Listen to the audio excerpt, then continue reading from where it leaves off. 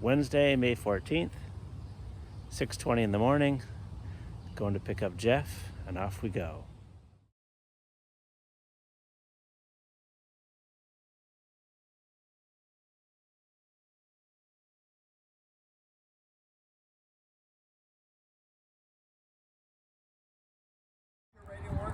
Oh, Jeff's got it. See if it works.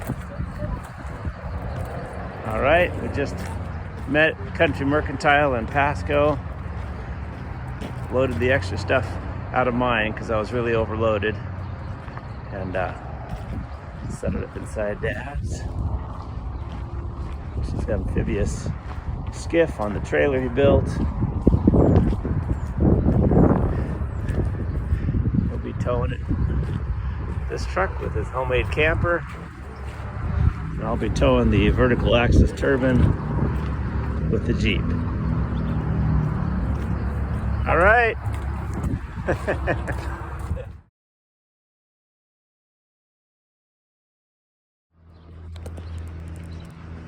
All right, we're at Chief Joseph Dam, about an hour and a half from the border from Washington into Canada. Pulled over for some gas.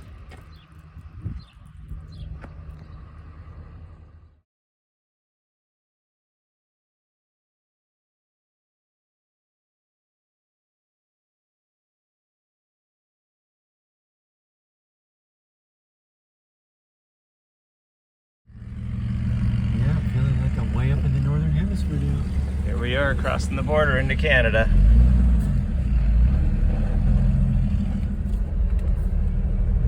Welcome to Canada.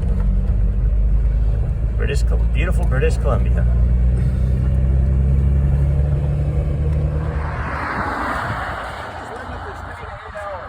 Oh, deal.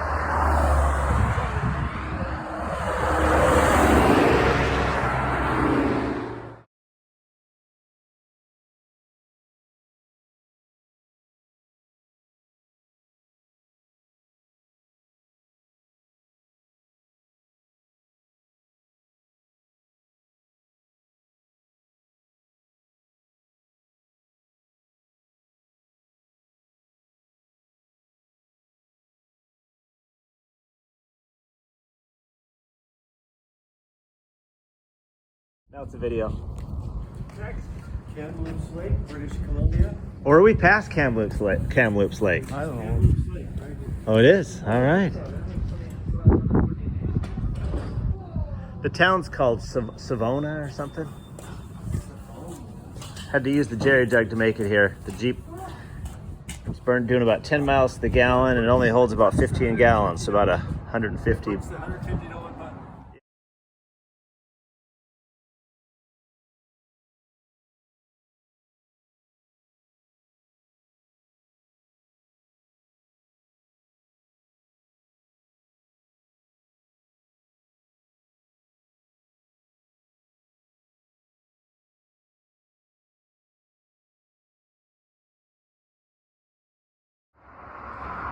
All right, we found a spot for the night by a little lake, about an hour out of Cache Creek.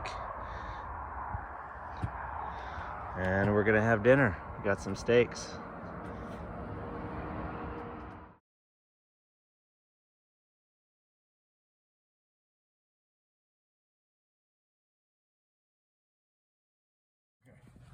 All right, so these Oh, fits in yeah. it like that, so you can And then do you push it along? you So can move it on the thing to watch that. to watch the actuator arms? Attenuating arms. Attenuating yeah. arms. Anyway, but I didn't move far enough, and something stuck. Oh, right there stuck.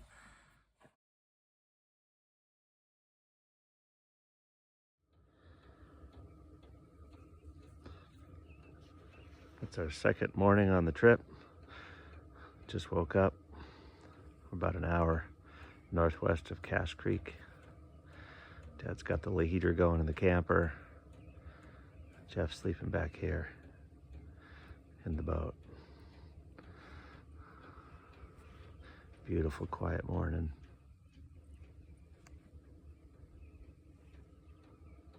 except for the semis that go barreling by about every 5 minutes.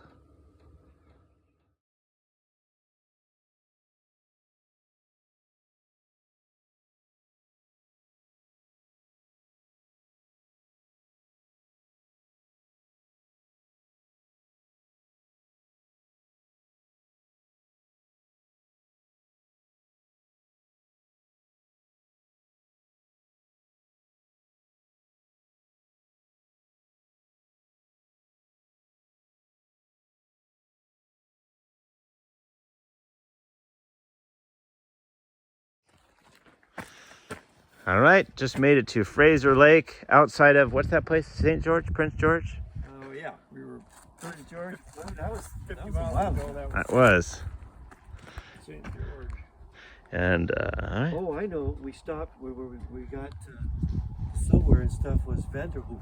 Oh, yes, Vanderhoof. Vanderhoof. Yes.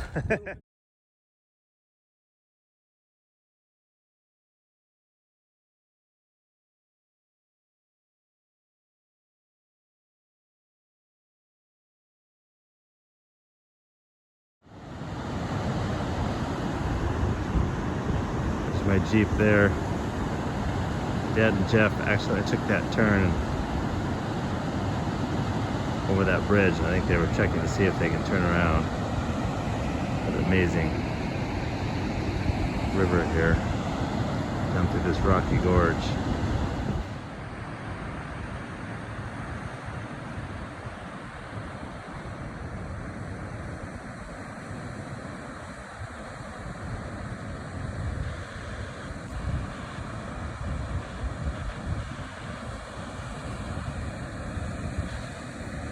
Whoops.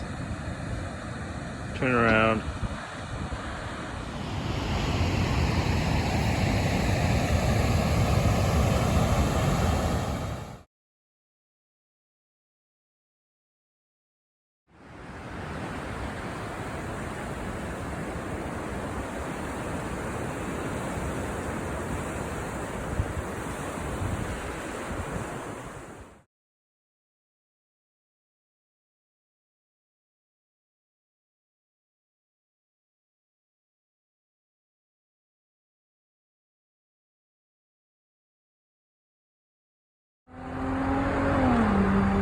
Just about to turn off, or almost to Katanga, and then turning off toward Watson Lake, Cassiar Highway to get up to Jade City. Waiting to get diesel here.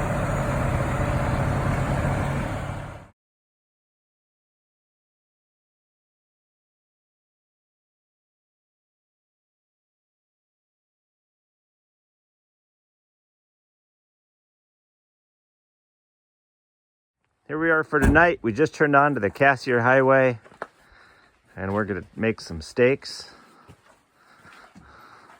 Hey, Alaska man. Steaks, hamburgers, hot dogs. We got all kinds of choices. And there's giant mountains covered with snow, but they're kind of mostly behind the clouds. We're kind of in a truck stop area, or just a big truck stop pull out.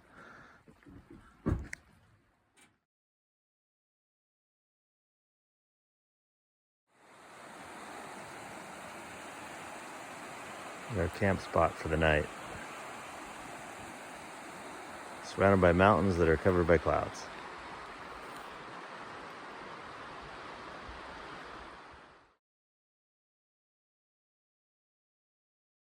Dad's cooking up some steaks for us in his miniature galley. And I got 4 of them on there. Smoking up the place. 4 You rib did? eyes. Wow. Tight fit. That's good living. Look at all this stuff. And we got the little heater going in here to warm it up.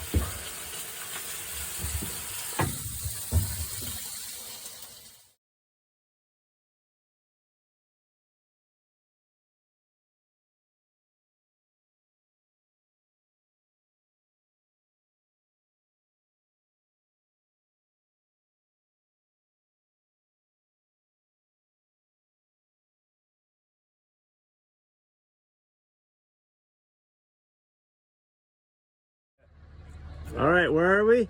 We are here at the Nass River. We are about to go there. We're somewhere in British Columbia.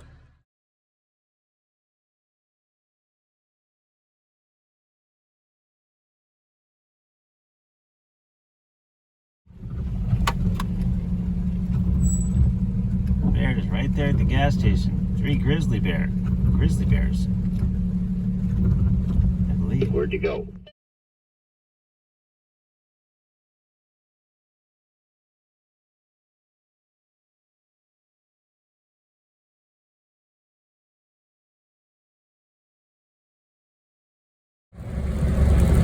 So we're driving up the Cassiar highway now, and I'm driving in front because there's frost heaves where the concrete's bulged up and cracked because of the frost. And that way Dad will get a chance to see and slow down so he doesn't hit it with the big boat and trailer. That amphibious boat was made to go on land and water, but not the air, so don't want him to go airborne. Just saw those bears, raining, big mountains in the background. Lots of snow still, but just gorgeous. As you can see, my average speed that I can maintain on these roads is only about 50 or 55 miles an hour. This little Jeep wasn't made to tow, and I got that trailer behind it, and it's a pretty big load.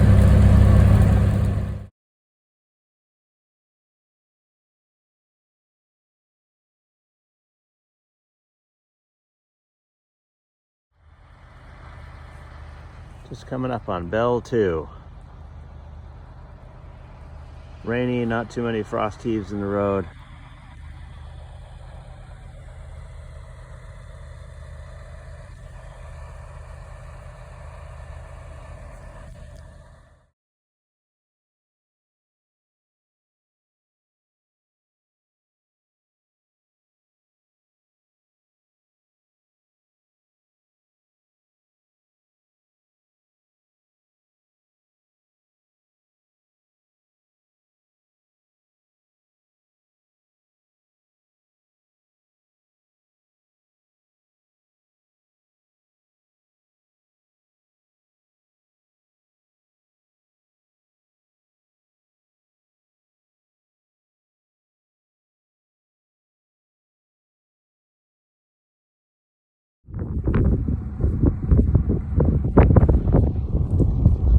Lakes up here haven't melted yet completely.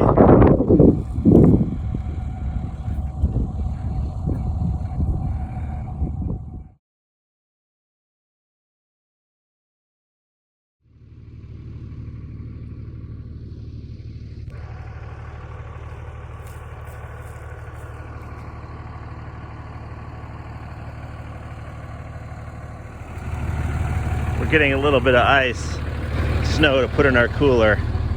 So our stuff's melting.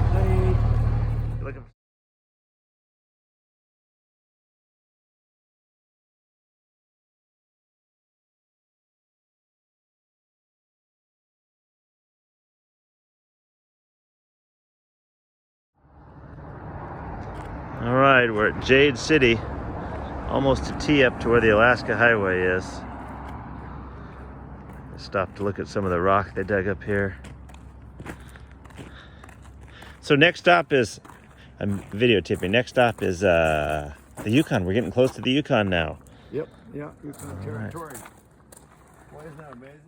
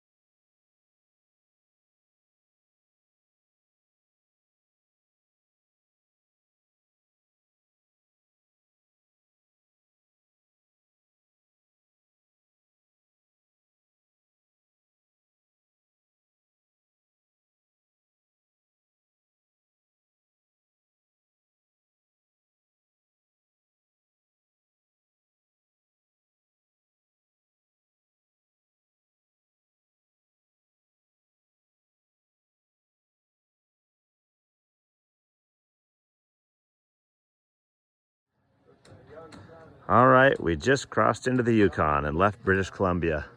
This is Junction 37 where we joined onto the Alaskan Highway. Dad ran into somebody who was best friends with his friend when he was a kid in Seldovia.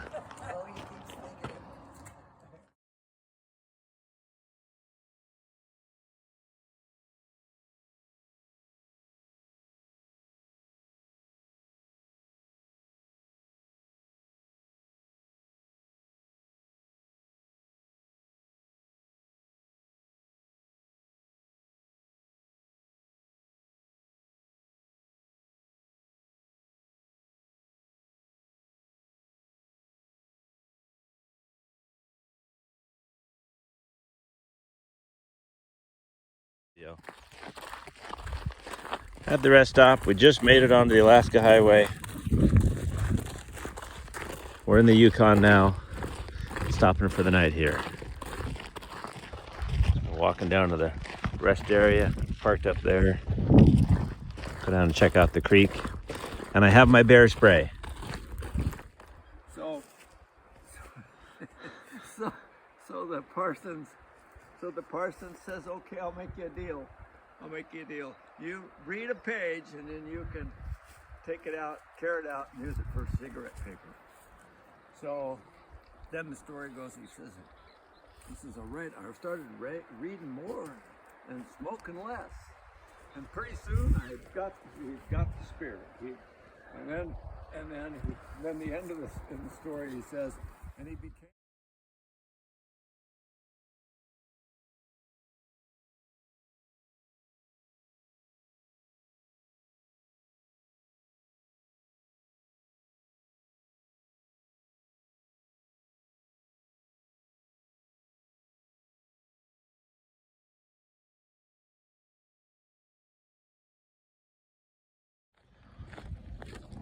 And it's Saturday morning in the Yukon as we begin our fourth morning of driving. Fourth day of driving. We should possibly make it to Alaska by tonight.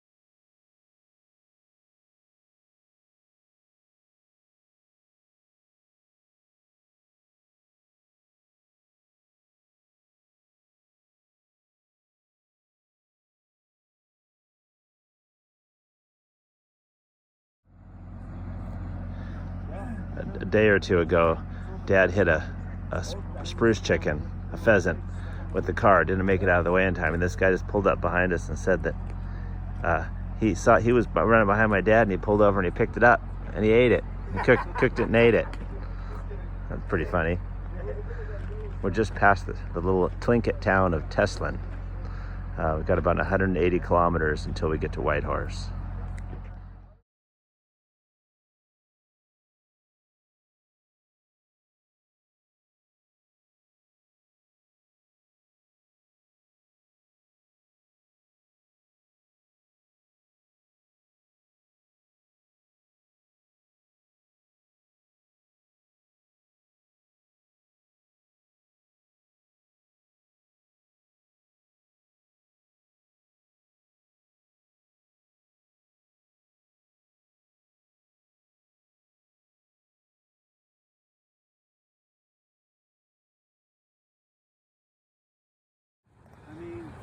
Why is this closed? I know. I mean, we can walk. Contact the Historic Sites Unit to find out why it's We closed. can walk across it, but I wouldn't drive across it. So there was a gold rush here, apparently, or gold strike. Huh. What a pretty place.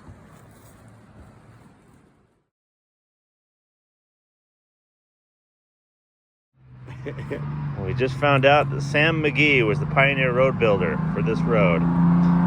Yep, Sam McGee was from Tennessee.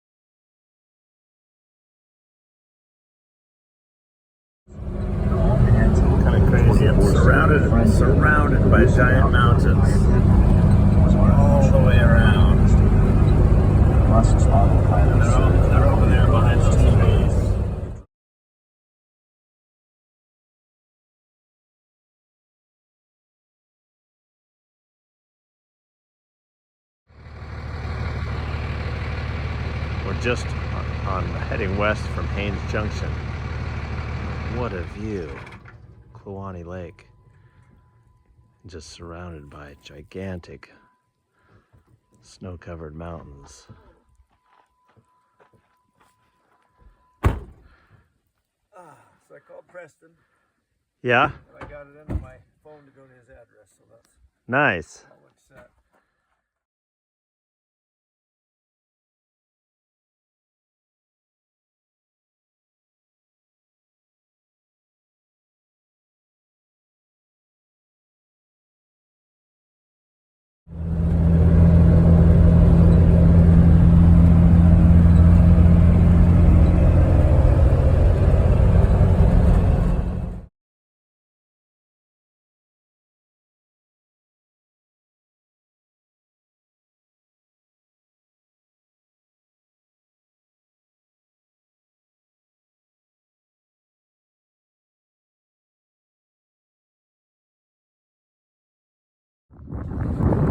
Little gas stations and stores are covered with stickers.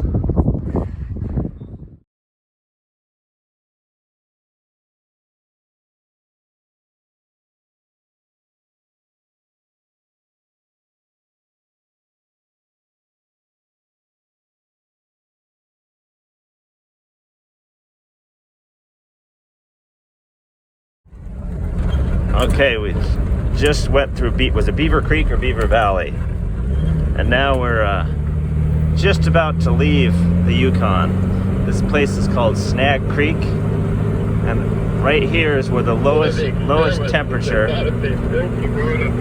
where the lowest temperature was recorded along the Alaska Highway right here in the winter. Little stunted black spruce trees everywhere.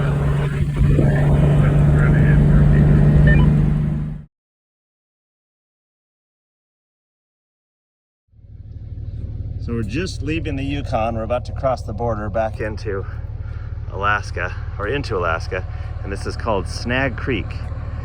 And it's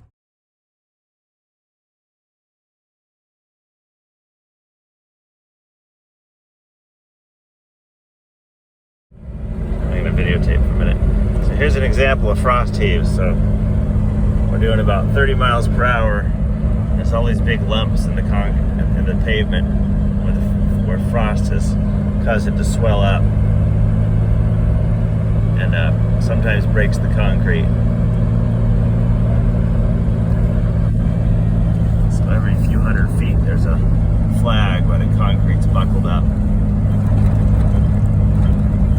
So it's been a long, slow trip getting through this portion of the Yukon.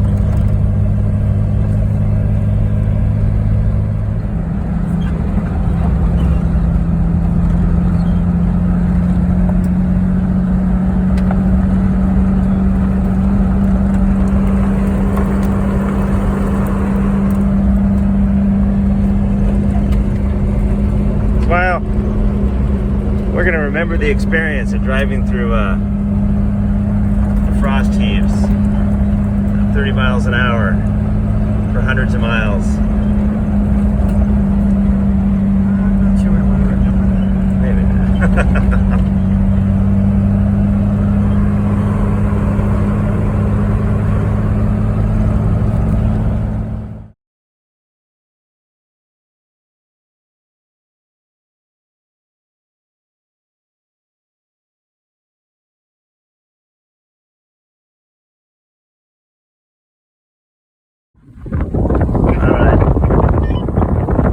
A bunch of telephone poles here sink in the muskeg tundra.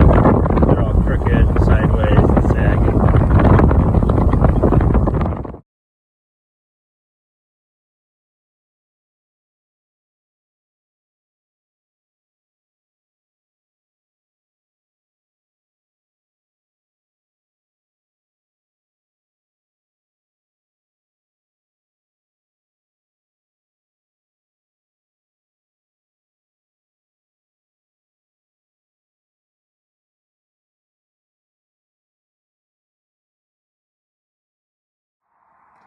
So stopped for the night. We're still about 30 miles south of Tok, Alaska.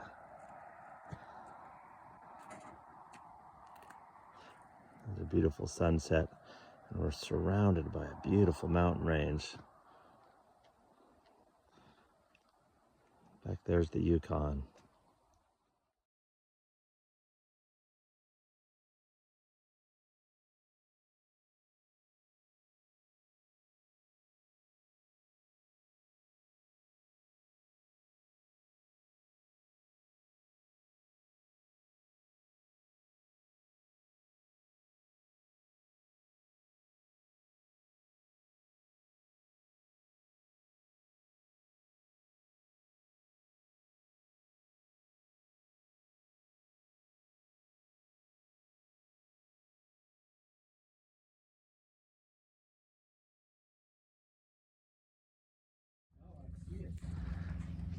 Just pulled into Tok, Alaska this morning after breakfast, but we got a little oil leak underneath the engine of his truck.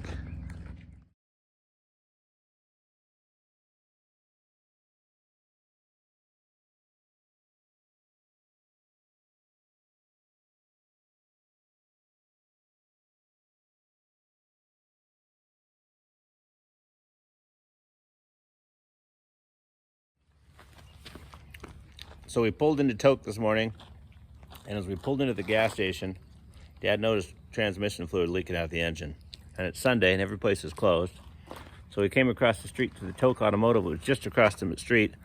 And of course they're closed, but back in the yard, they got a bunch of junker cars way back there behind there. And we scavenged the parts we needed and managed to patch up the leaking transmission fluid under the engine. So we're back on the road. It was a little Sunday miracle for us.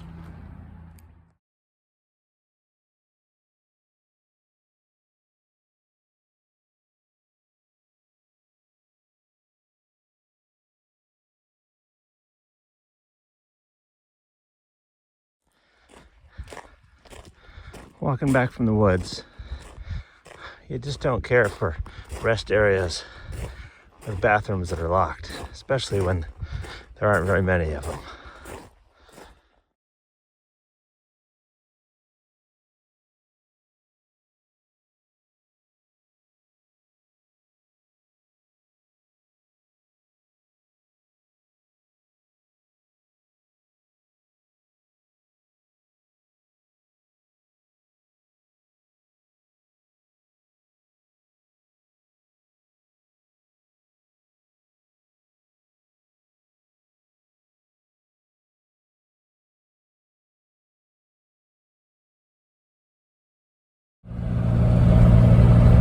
Close to Palmer, Alaska.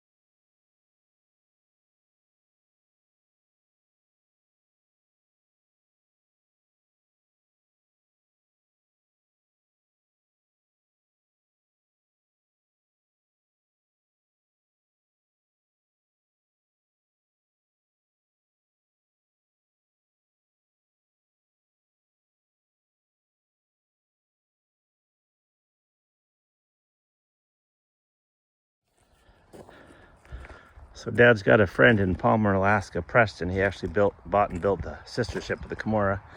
And we're gonna leave the boat here and the Jeep, and we hooked onto the trailer with the vertical axis turbine, and we're gonna head up to Fairbanks, all of us together in there. Then after we drop the trailer off, we'll come back and head to Homer. Beautiful little spot here at the bottom of the Manitousca Glacier in Palmer. There's Preston's place. Preston's house. Oh, okay. And it looks like a taxidermy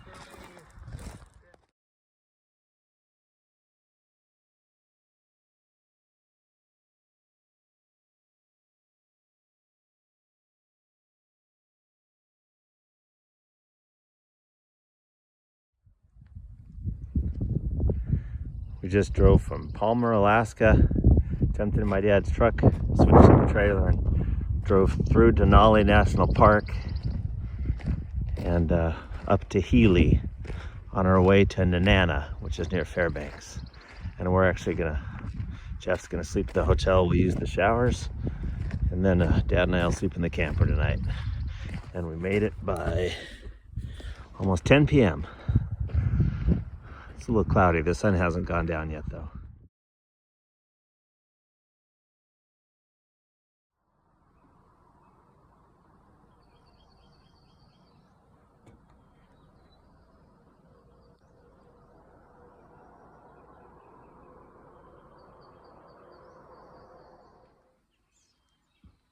There's one of those big fluffy bunny rabbits down there that still has a white coat, partial white coat. I keep trying to get a picture, but he's really hard to see, and then he heard me and ran off. Birds are awake. You hear a raven every once in a while. Okay, so wait, so what happened? So I remember jumping out of the airplane and it wouldn't turn or something on the runway. So what was the story with that airplane? One of the brakes didn't work. And you bought it? So I bought it from a guy. Which airplane was it? A 206? 206, 1020 Victor. So I bought it from a guy in Sandpoint, sold it to me. The plane was only 10 years old back then. So it's practically a new airplane, but it was before the prices of airplanes skyrocketed. So it was $21,000. And he was going to fly to Port Huyton for me, and he gets halfway to Port Huyton. I think he got to Perryville, and he was low on fuel because hadn't been flown for a long time. On the fuel fill caps on the top, there's some rubber gaskets around it, and the rubber gaskets had cracked, and it allowed the fuel in the tank, because of the low pressure on the top of the wing, it sucked all the fuel out of the tank. So he's getting there on, all of a sudden he's nearly got empty fuel, so he lands, and then somehow he got a hold of me. I still don't know how he did it, because maybe it was when we had the telephone at Illinois. He might have called me. Remember we put it that telephone? Yeah, the telephone pole. Yeah. Well, anyway, tower. So I get some jerry cans of gas in the 180, and I flew down and somehow connected up with him and put some gas in the plane, and then we took duct tape and taped over the top of the fuel filler caps,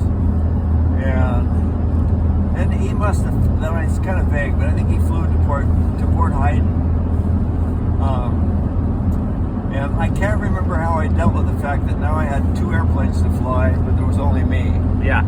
But anyway, me and Ken weren't flying. So Ken couldn't fly. So anyway, we fly to Kodiak, and one of the brakes pooped out. So the plane would only turn one direction on the ground. Oh, it was the brakes on the wheels. It was the brakes. One of the brakes crapped out. So I landed at a long runway in Kodiak, and I remember I had your kids jump out and then push the tail to steer me so that I could make it into the. I remember running for quite a while alongside the airplane, and hollered and turned. Real windy, in fact. Yeah. Anyway, we got the brakes fixed, and then I had Jack Sallee's son wanted to fly it down, so he flew up, and I flew the 180 down, and then some of you kids flew the 206. I remember Lori did, because it was me and Lori.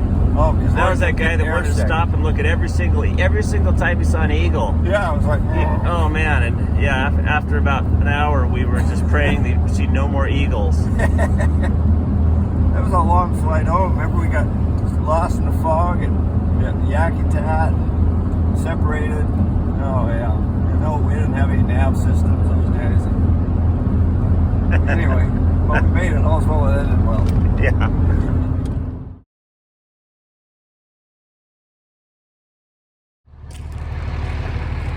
Just pulled the vertical axis turbine in here. This is the spot on the Tanana River, just outside of Nenana, Alaska, where the University of Alaska Fairbanks is going to drop it in and test it. I'm not sure this is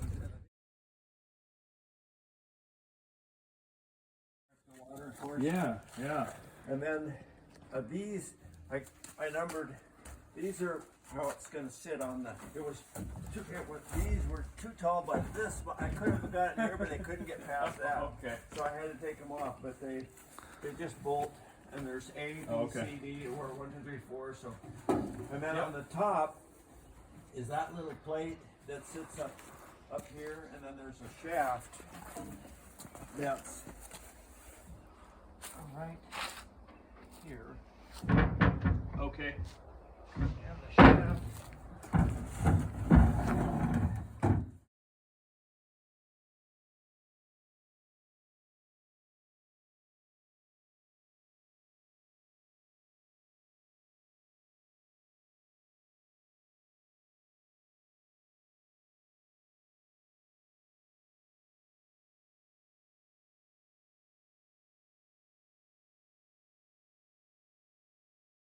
Barge itself up at Ruby Marine just up the road. Yeah, I was up there. This is the barge that goes out into lower the vertical axis turbine down into the current.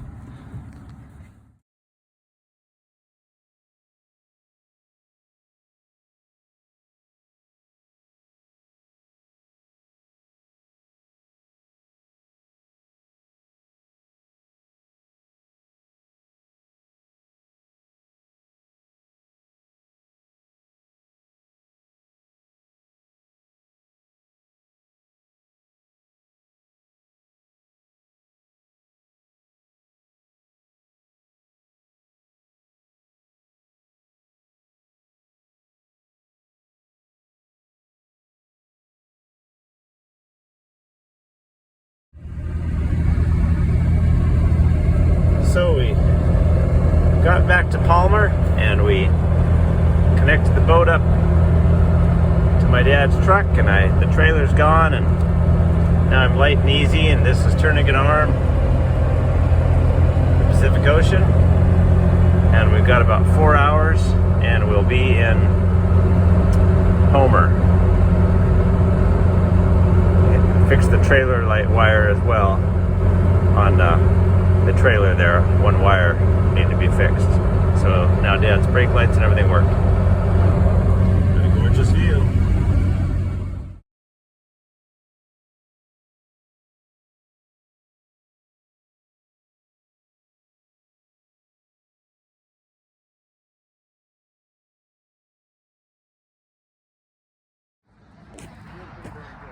All right, and we are almost to Homer, 100 miles from Homer. Yeah, about 100 miles from 100 miles from Homer. We've got a slow road up ahead. Yeah. Beautiful area. We're on the Loon. We're gonna go along the lake here. Is this Loon Lake? I think it's I'm not towing anything anymore. Kenai. Oh, Kinney. Oh yeah, we're finally along the Kenai.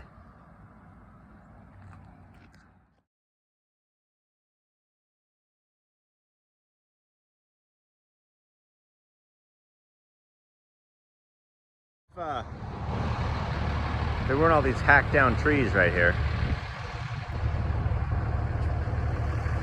The Kenai River.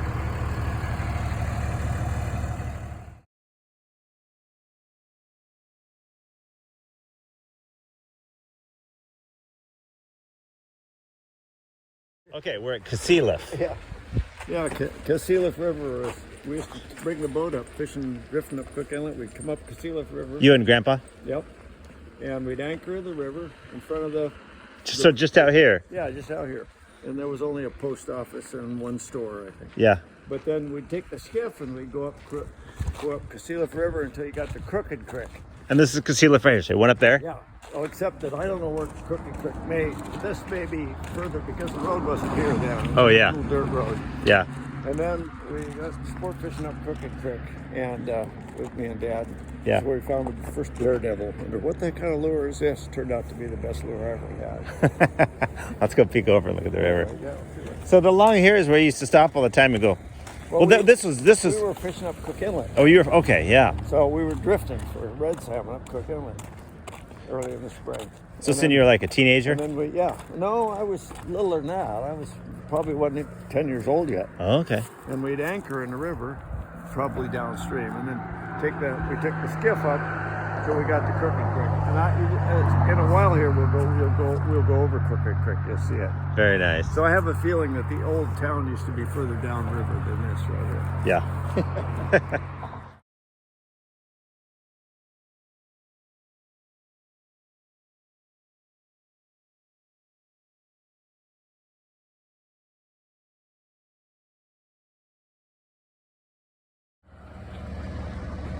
Almost to Homer, the end of the line, the end of the road trip.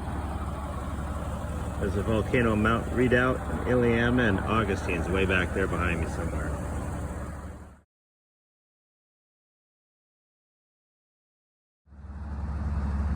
There's Homer Spit in the distance, right there. There's Kachemak Bay and Seldovia's right over there. And just drop it into Homer.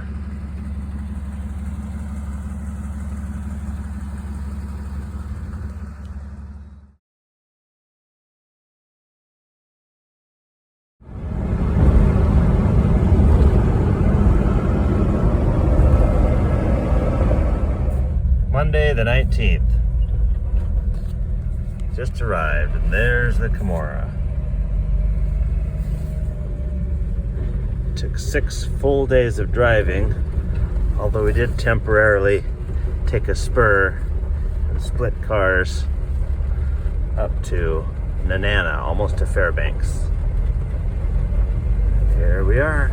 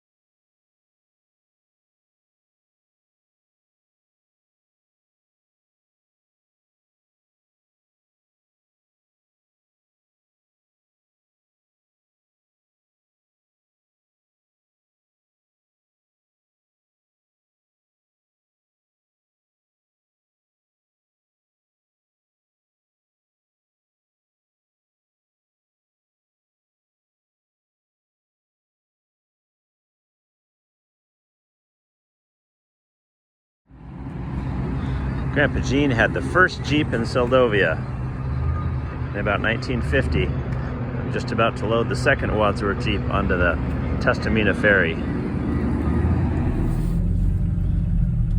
So the cars are loaded onto this platform and lowered down into the ferry 2 at a time.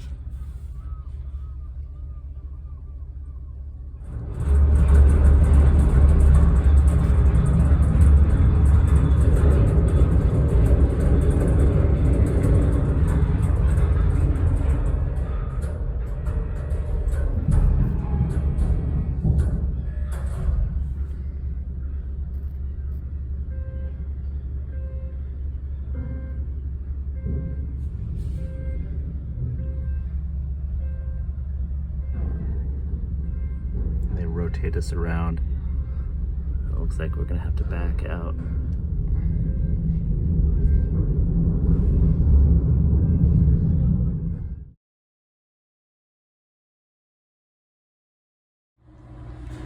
So the Tustamina ferry's been in operation since around 1950. Dad says as long as he can remember, when he was in high school, he'd take this ferry.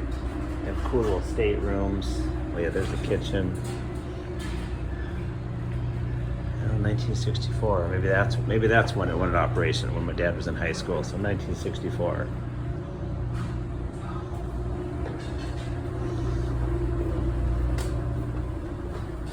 Oh, sorry.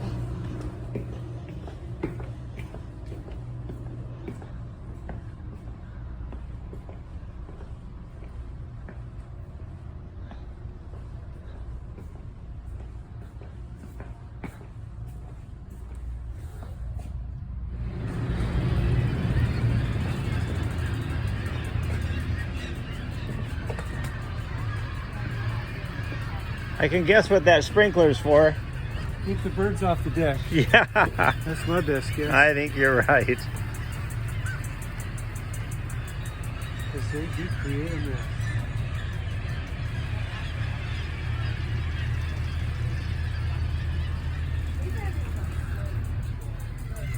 Dad said this is commonly known as the Dramamine Express. This ship. See the date on that bill? Does that say 1964 or 84? I was on this around then. Graduated 65. Maybe I was 16. I think I was on this in 65. Oh, it's brand new then. Yeah.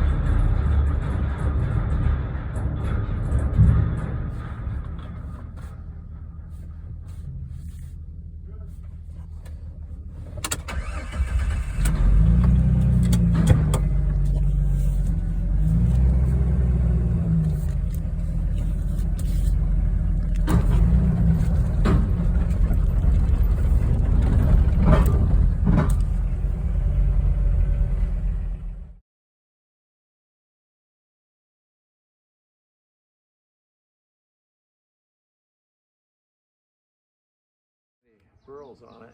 Yeah, so that I made it into that thing, and and he just installed it this morning when I was gone. Oh my goodness. And so that's what's going on here now. Yeah. But only that first story was a log house, and now the logs are out of the way. Before that, Dad said he built a house here before that, of course.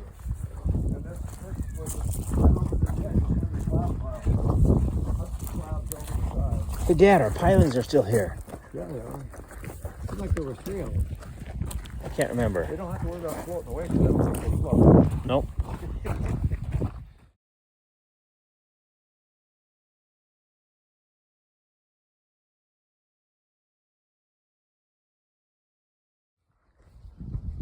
There's the leftover pieces of Grandpa Gene's grid. Here's our dock.